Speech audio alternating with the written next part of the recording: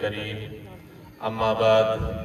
قال الله تعالى في القرآن المجيد والفرقان الحميد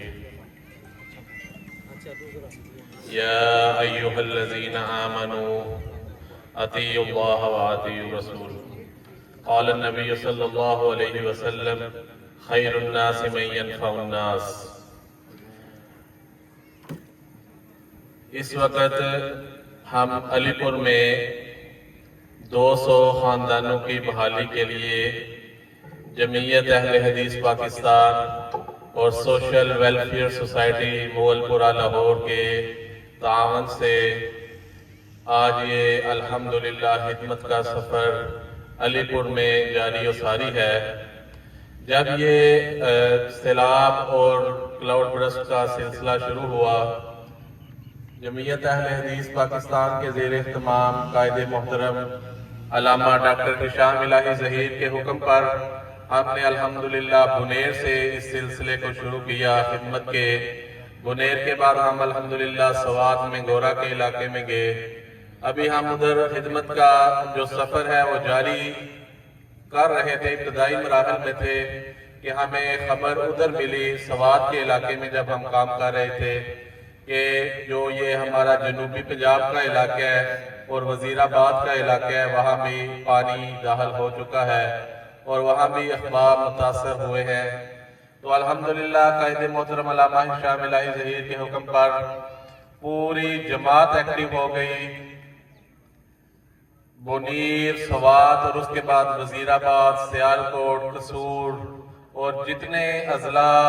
متاثر ہوئے تھے، اور اس کے بعد الحمدللہ ہم نے ایک مثالی خیمہ بستی جلال پور پیر والا میں لگائی، جہاں پہ ہماری 50 خیمے تھے جو تقریباً 10 دن وہاں متاثرین رہے، جن کے گھروں کے اندر پانی تھا، وہ 10 دن اس خیمہ بستی میں رہے۔ ان کے کھانے کا ہر 15 دن وہ ادھر ہی مقیم رہے، ان کے کھانے کا اور سارا سسٹم وہ الحمدللہ جمعیت اہل حدیث دیکھتی رہی ہے۔ اور یہ سفر جو خدمت کا ہے، بہت سی تنظیمیں وہ مہینہ پہلے جو ہے وہ واپس چلی گئی اپنے اپنے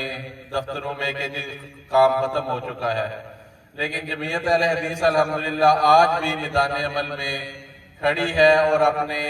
ان متاثرین اور ان بھائیوں میں کے ساتھ جو اس وقت ان سیلاب کی تباہ کاریوں سے متاثر ہوئے ہیں، ان کے ساتھ الحمدللہ کندھے سے کندھا ملا کر کھڑے ہیں۔ اور ان کے نقصان کا ہم ازالہ تو نہیں کر سکتے، لیکن الحمدللہ ہم کوشش ضرور کر رہے ہیں اور ہر لمحے ہم ان کے لیے جو ہے وہ کوشش جاری رکھے ہوئے ہیں۔ اور ہم اللہ تعالیٰ کے حضور دعا گو ہیں کہ جو ہمارے معاونین ہیں جو پہلے دن سے ہمارے ساتھ چل رہے ہیں، اللہ تعالیٰ ان کے خاندانوں میں، ان کے رزق میں برکت عطا فرمائے۔ اور یہ جو آپ پر مصیبت کی گھڑی آئی ہے، ہم اللہ تعالیٰ کے حضور دعا گو ہیں کہ اللہ تعالیٰ آپ کی اس پریشانی کو، اس مصیبت کو